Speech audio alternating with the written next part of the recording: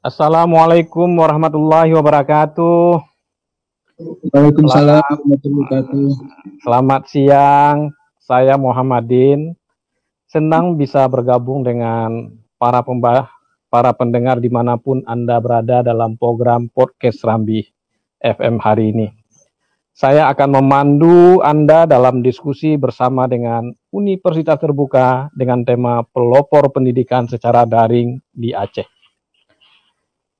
Siang ini kami menghadirkan narasumber dari Universitas Terbuka, Bapak Edi Syarif, Direktur Universitas Terbuka Aceh.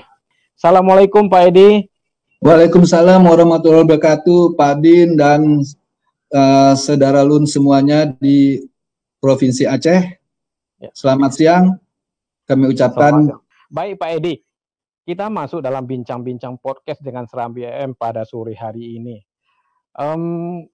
Pak Edi, saya sudah lama mendengar Universitas Terbuka. Kalau saya tidak salah usianya lebih dari 30 tahun ya. Waktu yang sangat panjang sekali Pak Edi gitu ya kan. Dan ini Universitas Terbuka ini dibuka oleh pemerintah dalam rangka menampung seluruh masyarakat yang ingin meningkatkan pendidikan sekaligus juga membuka akses bagi masyarakat yang jauh tertinggal di daerah-daerah yang tidak terjangkau dengan transportasi secara baik. Dan kita lihat sekarang ini juga sangat relevan dengan perkembangan teknologi. Tapi masih banyak juga masyarakat kita, Pak Edi, yang belum begitu mengenal secara baik ITUT. Barangkali Pak Edi juga bisa di awal pertemuan kita di diskusi ini menyampaikan apa itu Universitas Terbuka nih, supaya orang lebih banyak tahu, dan kalau tahu tentu lebih cinta dengan UT-nya Pak. Gitu. Silakan Pak. Alhamdulillah. Ya Pak, terima kasih Pak Din. Saudara Lun semua, saya dapat sampaikan UT itu merupakan perguruan tinggi negeri yang ke-45 dan diresmikan, satu-satunya diresmikan oleh Presiden. Itu dengan UT diharapkan dapat meningkatkan pendidikan di seluruh wilayah provinsi di Indonesia yang tempatnya jauh dari perkotaan, ada di daerah-daerah terpencil dengan sistem pendidikan terbuka dan jarak jauh. Jadi UT itu adalah, saya tekankan di sini Pak Din ya, UT itu adalah universitas negeri.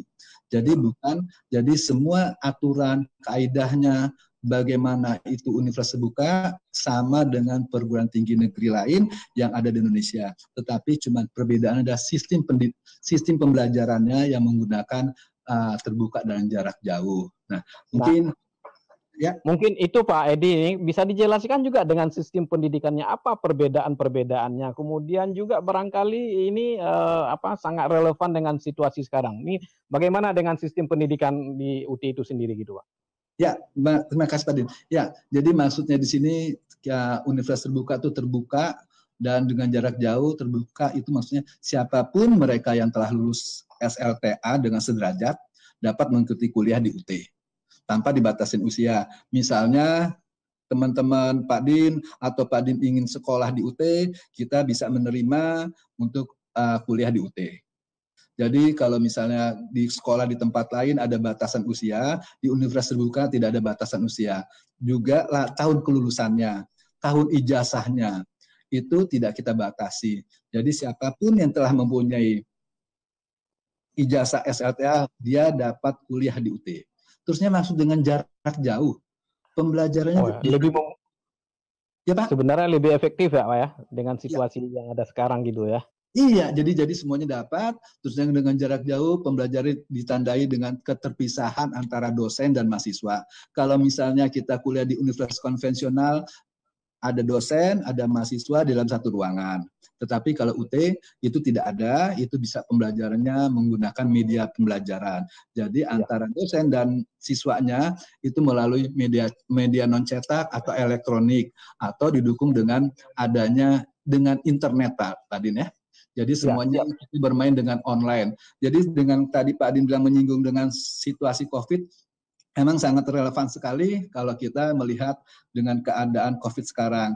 Jadi antara sesama kita tidak bertemu tatap muka, kita bertemunya melalui seperti sekarang ini Pak. Jadi kita melalui adalah ya dengan jarak jauh.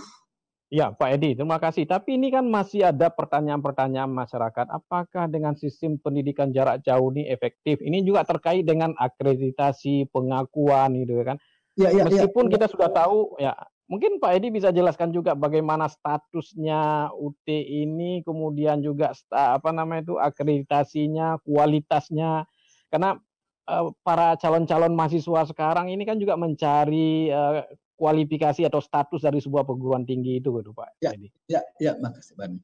Ya, dapat saya jelaskan ya, karena UT itu adalah dari sebagian dari pendidikan nasional yang sah dan resmi, ilegal, itu program pendidikan di UT, semua prodi-prodinya telah diakreditasi oleh Badan Akreditasi Nasional, BAN-PT, yang kita telah mendapatkan ada akreditasi A dan B, kalau ada beberapa program studi kita yang C, karena itu program studi baru. Kalau program studi baru emang masih C, tetapi kita yang program studi baru itu setelah 2 tahun kita akan menyiapkan segala sesuatunya untuk mendapatkan minimal B. Tetapi program studi di UT telah banyak yang mendapatkan akreditasi A. Selain itu kita juga sudah ada jaminan kualitas, Pak.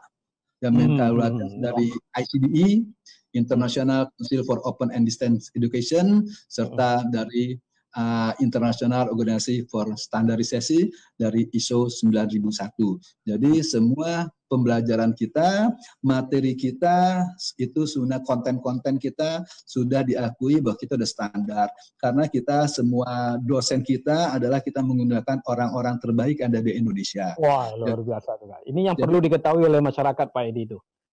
Modul-modul kita ditulis oleh orang terbaik. Misalnya, saya ambil contoh, misalnya ada program mata kuliah ekonomi, mungkin teman-teman perguruan tinggi negeri di Jogja yang lebih gimana, nah itu kita meminta tolong mereka untuk menuliskan bahan-bahan ajar kita. Wow.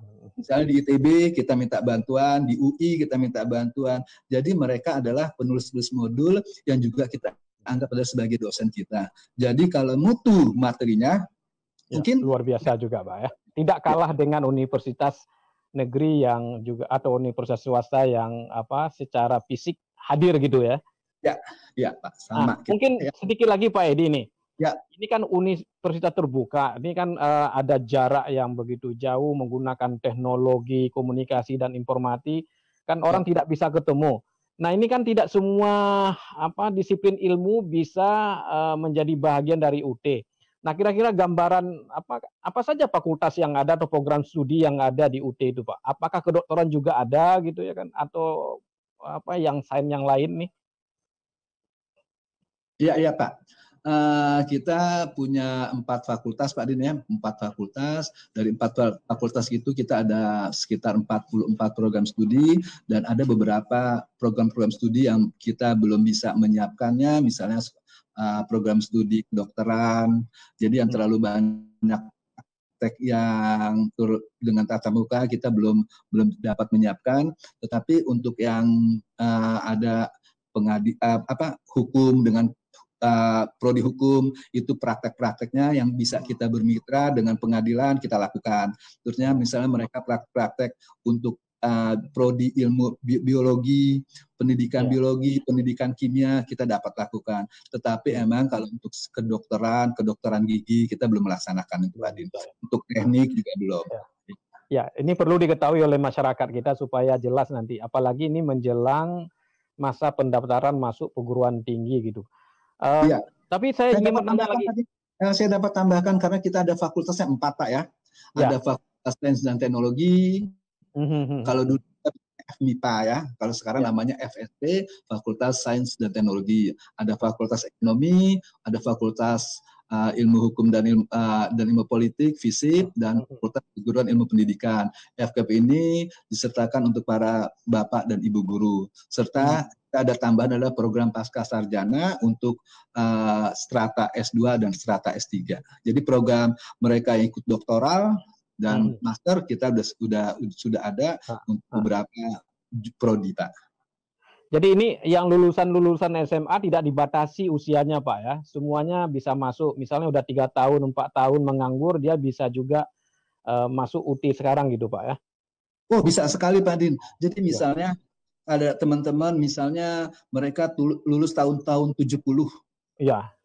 Misal lulus tahun 69 atau dia lulus punya ijazah yang ijazah zaman-zaman Belanda dulu. Tetapi itu diakui setara dengan SLTA, mereka bisa ikut kuliah masuk. Ya. Baik, termasuk yang baru tamat juga, Pak. Wow, Edi ya kan. Sekali. Baik Pak Edi, ini kan Universitas Terbuka ini ada perwakilan-perwakilan di seluruh Indonesia termasuk Provinsi Aceh gitu ya kan. Nah ini kan juga ingin tahu masyarakat kita, calon-calon mahasiswa nih, apakah dia punya kampus tersendiri atau kalau ada di mana kampusnya Pak Edi nih? Ya, gini Pak Dim, karena sistem kita pembelajaran jarak jauh dan kita kampus UT itu ada di mana-mana. Wow. Di tempat mahasiswa belajar itu adalah kampusnya. Kampus kita karena bersifat virtual, tidak sama seperti kampus yang kita misalnya di Aceh ini adalah misalnya kampus UIN, kampus Unsia, kampus Unida. Kita tidak sama karena mereka adalah nyata. Kampus kita virtual, jadi pendidikannya tidak secara langsung. Tetapi untuk kantor pusatnya kita ada di Jakarta, terusnya di setiap provinsi, di tiap kota-kota besar kita punya cabang, punya perwakilan. Jadi karena untuk mengurusi misalnya Provinsi Aceh dengan 24 kabupaten kotanya itu terlalu besar kalau diurusin ke Jakarta. Wow. Jadi ada perwakilan. Tapi dia menerima mahasiswa juga gitu kan? Menerima mahasiswa, jadi dia menerima mahasiswa seperti biasa, jadi mahasiswa itu bisa datang ke kantor di Aceh, kita itu punya 40 kantor UPBJJ atau cabang UT di seluruh Indonesia, wilayah Indonesia, dan ada di 40 negara Pak Din. Udah di luar negeri juga Pak ya?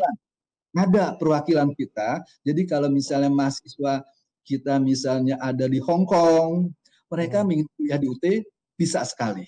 Pak Edi, ya Pak, kan para mahasiswa sekarang kan bukan hanya mencari perguruan tinggi gitu kan, bukan hanya disiplin ilmu, tapi juga dia mencari keunggulan-keunggulan, karena keunggulan dari sebuah universitas atau sebuah program studi, sebuah fakultas itu digunakan juga untuk mendapatkan pekerjaan, bahkan juga itu menggambarkan kemampuan disiplinnya gitu Pak. Nah, kira-kira di UT ini sendiri apa keunggulannya Pak Edi nih? Ini supaya menjadi perhatian masyarakat kita juga gitu. Ya, baik Pak Din. Ya, UT itu banyak sekali Pak Din keunggulannya. Jadi emang kalau kita kuliah di UT tidak mengganggu kita kerja, tidak mengganggu bagi mereka yang kerja, tidak mengganggu mereka yang menjadi petani atau nelayan, atau mereka yang baru tamat SLTA, dengan teman-teman masuk yang dari SLA murni, mungkin mereka ingin bersosialisasi, kita juga mempunyai untuk mereka tempat-tempat bersosialisasi, karena kita ada untuk melaksanakan mereka untuk ada di sport seninya, ada untuk olahraganya, ada ipteknya, jadi mereka siapapun bisa dengan syarat untuk Pak ya, dia telah, tadi saya sudah sampaikan, telah lulus SLTA sederajat, terusnya di mana aja mereka tinggal, bisa ikut kuliah di UT. Terusnya satu lagi tanpa tes masuk. Wah, terusnya tanpa dibatasi usia. Tidak dibatasi berapapun jumlah mahasiswanya bisa gitu Pak Edi ya. Bisa berapapun jumlahnya. Terusnya mereka juga tahu ijazah juga kapanpun. Itu adalah dengan kategori untuk pribadi kita siapapun bisa mengikuti kuliah di UT. Terusnya kemudahan akses, ada lagi kemudahan akses. Ini mereka bisa tanpa terhambat jarak, ruang, dan waktu. Jadi mereka yang ada di misalnya di Simelu, misalnya di Aceh Tamiang, mereka bisa tetap kuliah di UT. Dia tidak memerlukan waktu dia untuk pergi kuliah, untuk pergi kemana. Jadi itu ruang dan waktu itu udah bisa diabaikan. Tentunya keunggulan UT dari keluasan Pak. Jadi ada mahasiswa misalnya dia bisa mengambil kuliah di UT itu ada yang paket, ada yang tidak paket. Kalau paket dia misalnya ngambil per semester adalah 20 SKS per semester. Semester berikutnya 20 SKS per paket. Jadi mereka sudah bisa diatur sendiri ya Pak Edi ya, bisa diatur sendiri ya. Ini paket Pak. Kalau paket dia nggak bisa ngatur sendiri. Itu udah ditentukan oleh UT. Tetapi ada mereka yang tidak ingin, misalnya dia nggak mau 20 SKS, mungkin saat sekarang dia ingin 4 SKS dulu. Mungkin tetap bisa ya? Bisa. Jadi kita bilang yang non paket, non paket. Nah itu dia bisa memilih. Terusnya belajarnya juga ada, mereka bisa pilih, ada kita modus belajar kita dengan bisa blended learning, itu belajarnya menggabungkan antara visual, belajar tatap muka, dan belajar secara online. Jadi belajar online-nya separuh mata ini, dan separuh lagi secara tatap muka. Tetapi kita juga, ya. Sekarang masih ada yang tatap muka juga Pak Edi? Oh, saat sekarang tatap muka kita tidak, karena COVID kita gantikan, ada perkuliahan kita namanya bantuan belajarnya dengan tatap muka. Tatap muka itu kita gantikan dengan pembelajaran melalui webinar. Ya. Jadi ada secara sinkronus, secara live langsung begini, ada dosen, ada tutor yang menyampaikan materi-materinya kepada para mahasiswa dengan berbantuan aplikasi tertentu. Ya. Jadi tapi itu tidak mengurangi juga kemungkinan kualitas dan sebagainya gitu Pak Edi ya? Tidak mengurangi, karena itu seperti perkuliahan tatap muka, pertemuan tatap muka, tapi dilakukan melalui online. Iya, virtual. Maksudnya kalau kuliahnya tetap Pak, dia 8 semester atau 4 tahun, program sarjana ya, untuk itu program sarjana 4 tahun, untuk magister 2 tahun, untuk doktoral 3 tahun.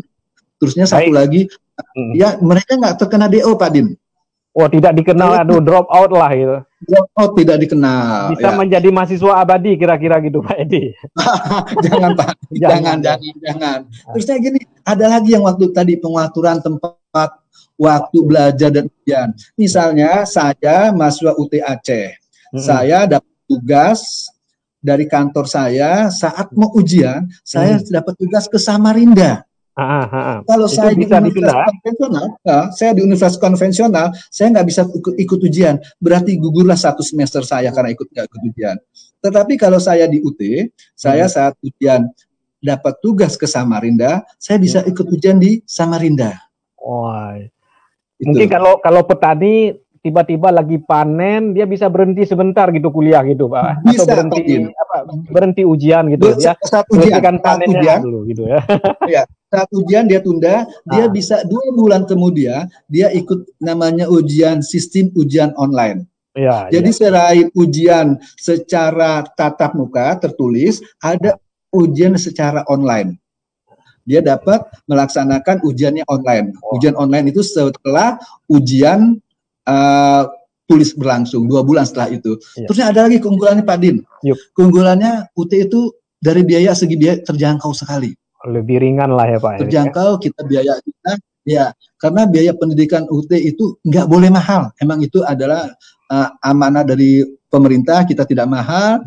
Biaya pendidikan kita dapat oleh segenap kalangan bisa deh Pak Din ya. Jadi tidak ada alasan.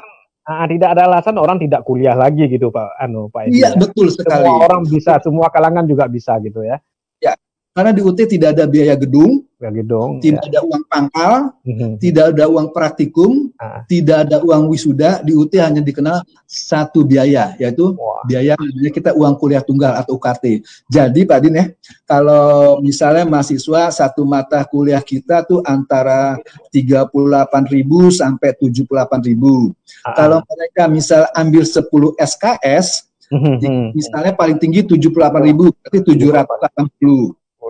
Itu dia sudah semuanya sudah include di dalam situ. Sudah include Pak. Ya. Jadi luar biasa nih Pak Edi ya kan, murah, mudah gitu kan semua. Tapi bukan murahan Pak. Bukan betul ya. Karena kita jaga terjangkau secara ekonomi, siapapun bisa gitu kan Pak Edi ya. Siapapun bisa. Ya.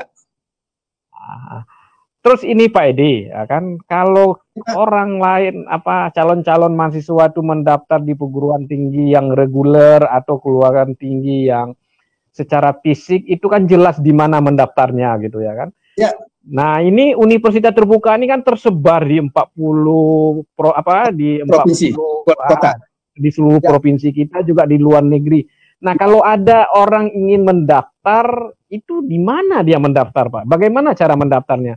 Atau kapan saja? Apa 1 tahun itu bisa 5 kali dia mendaftar atau cuma 1 kali aja, Pak Edi ini? Ini perlu diketahui masyarakat juga gitu. Iya, kalau semuanya kita bisa mengakses internet, kita bisa registrasi online. Jadi semuanya bisa dilakukan secara online melalui kalau alamatnya sia.ut.ac.id. Jadi di situ semuanya gimana kita mendaftar, cara mendaftarnya itu ada tuntunan, ada panduannya. Jadi semua orang ingin berminat kuliah di UT bisa melalui online. Tetapi kalau dia misalnya berdekatan dengan kantor-kantor UT, cabang UT di daerah, mereka bisa langsung datang ke UPBJJ. Kalau di Aceh, mereka bisa datang ke Jalan Pendidikan, Sungai Blangcut, Kota Banda Aceh. Nah, tapi juga kita menyiapkan, jadi di tempat-tempat tertentu kita ada registrasi keliling, Pak Din. Jadi pakai mobil, kita menyiapkan, jemput bola. Ya, kita jemput, kita pakai mobil, kita misalnya di Kota Banda Aceh, misalnya kita berada di dekat Serambi. Kita mobil kita ada di sana, terusnya kita sebarkan bahwa kita ada di dekat Serambi untuk registrasi. Mereka bisa berdatangan ke tempat-tempat registrasi keliling. Terusnya pendaftarannya ini, Pak, kita bisa bilang pendaftaran itu sepanjang tahun. Pendaftaran sepanjang tahun mereka bisa datang ke UT, daftar di Rapsia UT, dia daftar untuk pengisian berkas-berkasnya, daftar pribadi mereka. Tetapi untuk kuliah mereka kita bilang namanya registrasi. Registrasi itu dilakukan sesuai kalender akademik. Sesuai dengan tahun berjalan itu bisa dilihat di website kita, kalender akademiknya itu gampang di-download. Jadi bisa dibuka di alamat www.ut.ac.id. Jadi itu bisa dibuka di sana. Gitu Pak Din. Baik, siap Pak Edi. Mungkin satu lagi pertanyaan saya sebelum kita break nih Pak Edi. Ya. Kalau kuliah di perguruan tinggi yang reguler itu kan mendapat beasiswa. Ya kan? Ada insentif-insentif lain yang mendorong mahasiswa berprestasi bisa menyelesaikan kuliah lebih cepat, ada bantuan-bantuan ekonomi juga. Nah ini apa UT juga akan mendapat fasilitas seperti itu mahasiswanya gitu, maksud saya Pak Edi, mendapat beasiswa ya supaya lebih terdorong atau lebih berprestasi gitu Pak Edi? Ya, ada Pak Din. Jadi kalau kita mahasiswa yang mendapatkan IPK-nya tinggi, terusnya kita ada beasiswa dalam bidik misi, terusnya kita bisa beasiswa CSR, terusnya kalau mereka yang IP-IP-nya konstan di atas rata-rata, itu kita bisa ajukan usul, mereka mengajukan usul dan kita lihat IPK-nya itu dapat sekali untuk mendapatkan beasiswa yang ada di UT, dan kita bisa salurkan ada beasiswa untuk di pemerintahan lainnya. Gitu Pak. Jadi ada fasilitas-fasilitas juga lah, mudah, murah, dan juga punya fasilitas-fasilitas yang cukup baik.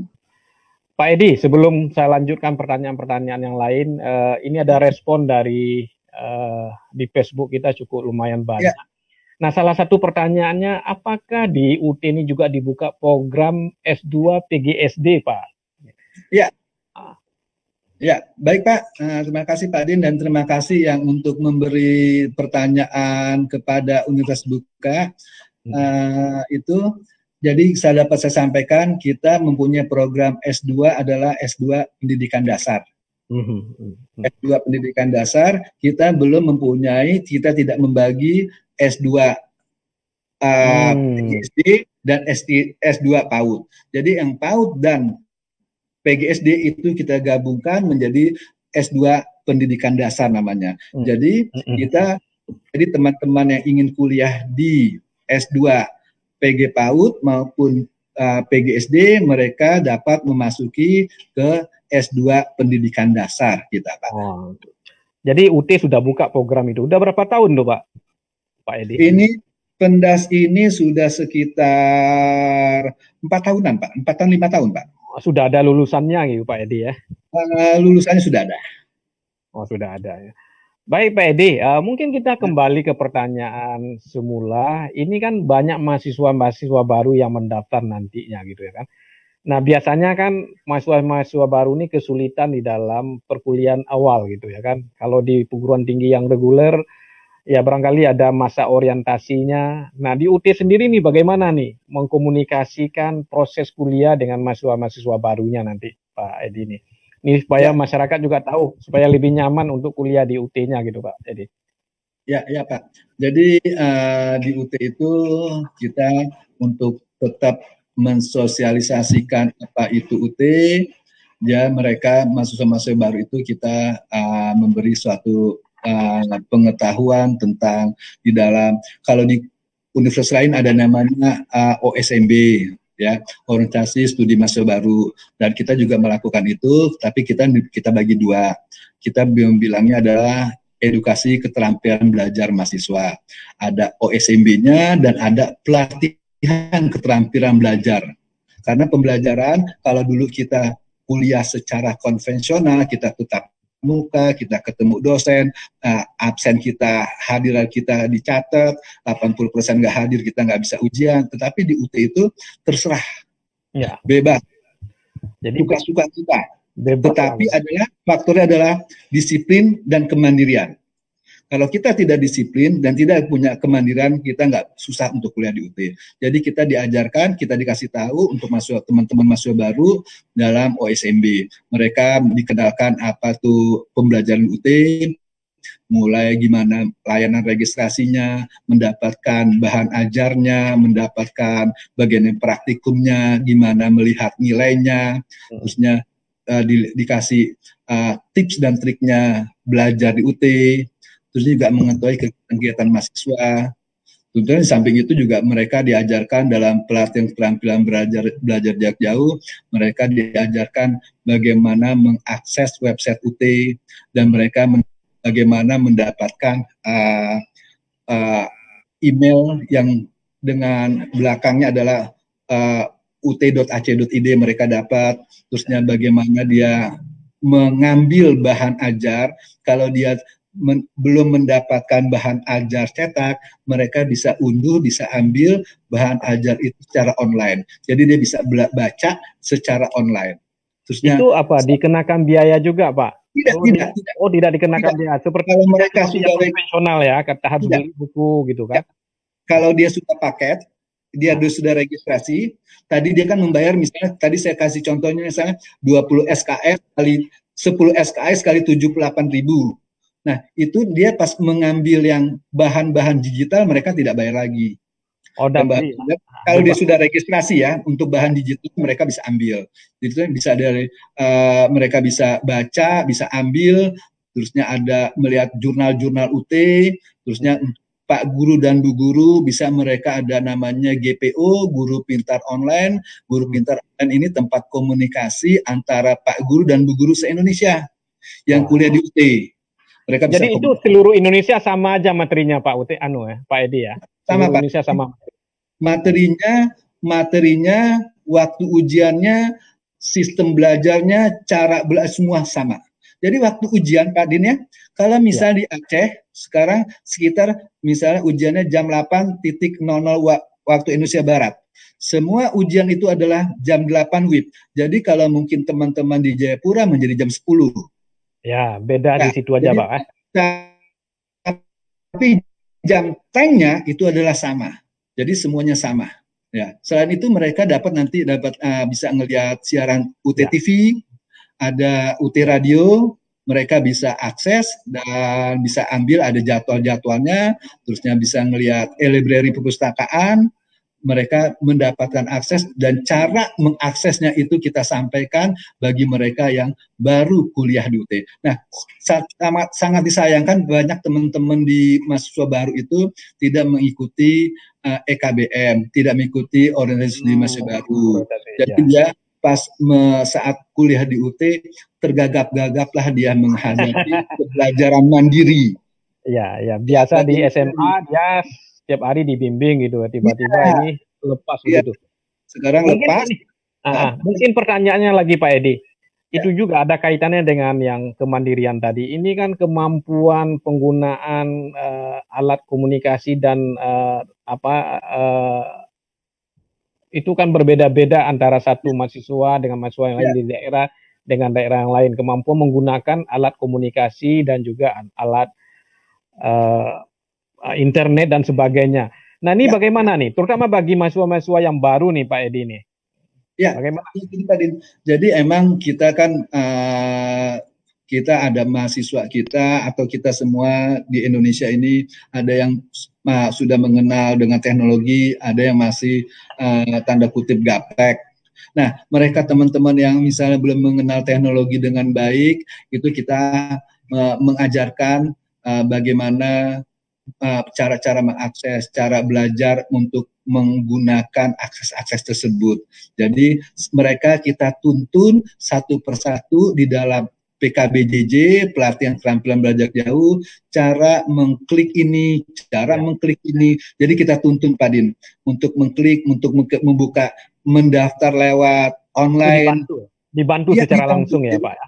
Secara langsung mereka kita ajarkan satu persatu. Klik ini, klik ini, klik ini. Kita ajarkan, Pak. Barangkali kan yang jadi kesulitan nih orang yang sudah lama tidak kuliah atau sudah lama tidak belajar, kemudian secara teknologi gaptek, ini kan kesulitan gitu Pak.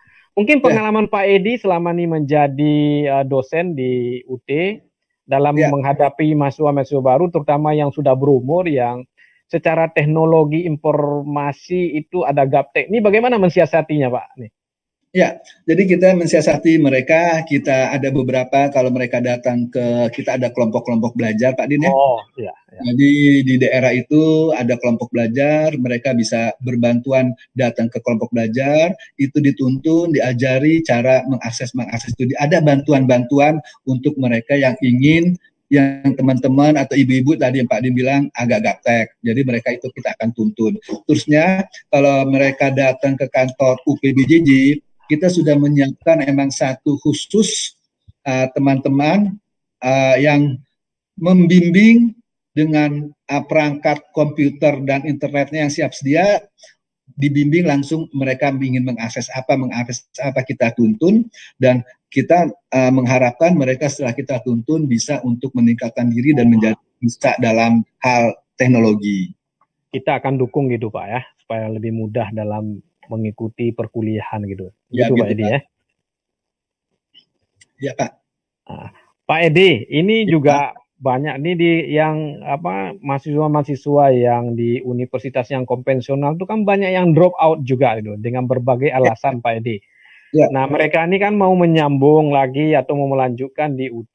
Ini kira-kira apa boleh? Kemudian ini kan mereka ada yang udah kuliah 3 tahun, ada yang 2 tahun.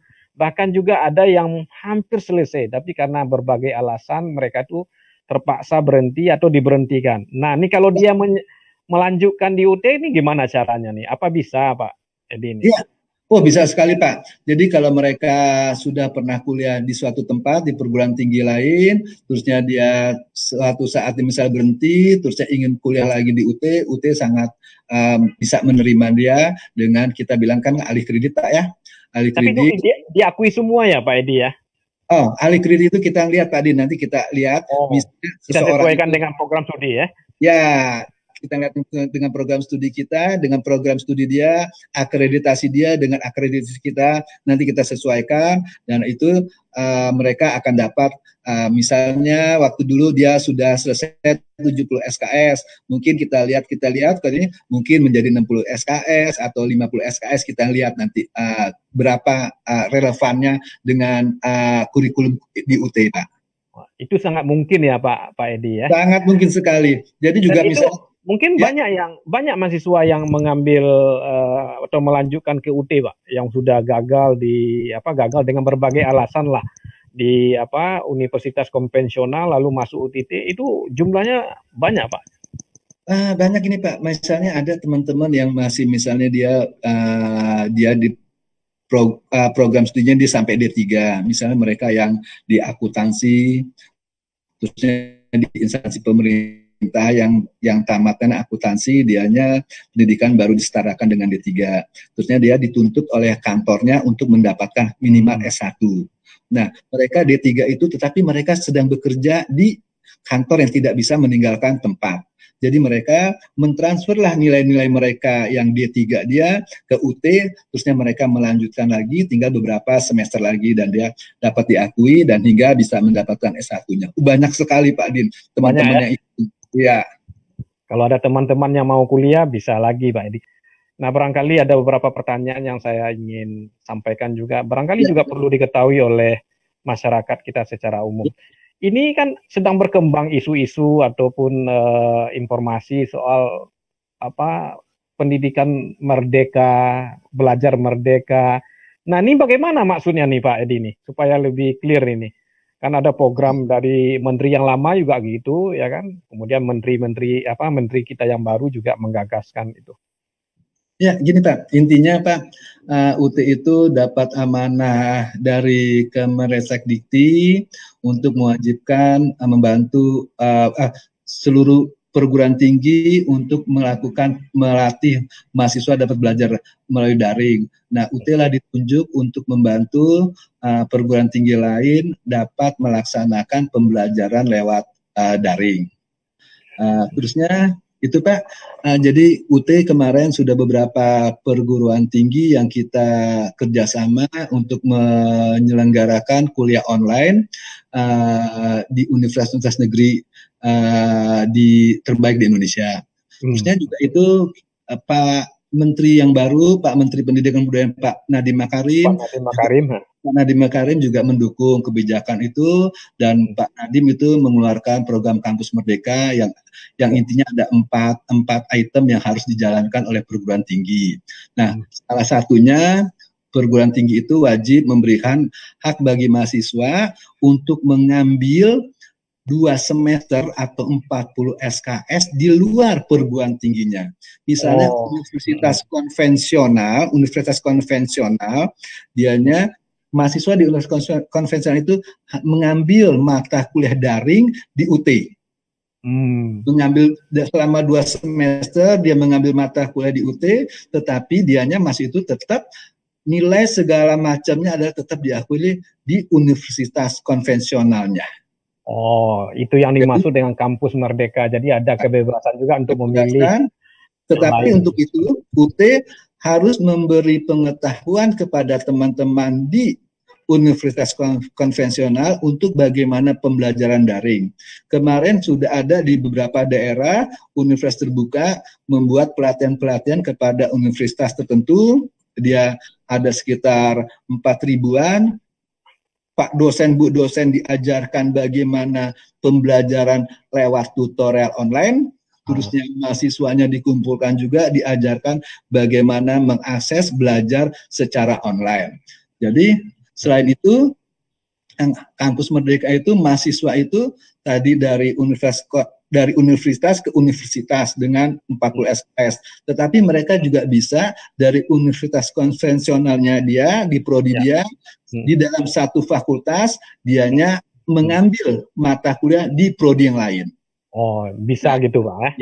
Ya, jadi UT itu bagaimana mendapatkan, bagaimana menyampaikan sistem pembelajaran secara online kepada prodi perguruan tinggi negeri lain. Itu termasuk yang swasta juga bisa ikut gitu Pak ya? Bisa sekali Pak. Jadi ada bisa sekali. Jadi ada kemarin sudah ada penandatanganan kerjasama dilakukan dari UT dengan UI, dengan IPB, dengan UNY Jogja, dengan UNES Semarang dan beberapa perguruan tinggi di UNP Padang. Jadi sudah ada pelatihan dan kerjasamanya. Jadi teman-teman kita dari UT mencoba melatih teman-teman dari universitas konvensional cara pembelajaran melalui tutorial online. Ya. Bukan dosen saja tapi dilatih. Mahasiswanya juga dilatih gitu ya. Jadi luar biasa nih UT ini. Jadi tidak ada alasan juga kalau kita putus di perguruan tinggi konvensional tidak masuk ke UT gitu Pak ya. Ya, betul Pak. Pak Edi, ini respon dari Facebook juga lumayan, tapi pertanyaannya memang rata-rata menyangkut dengan S2, program studi, ya. Tapi sebagian besar sudah Pak Edi jawab tadi, dan juga dibantu oleh salah seorang dosen di UT. Ini ada pertanyaan juga yang menarik Pak Edi nih. Ya.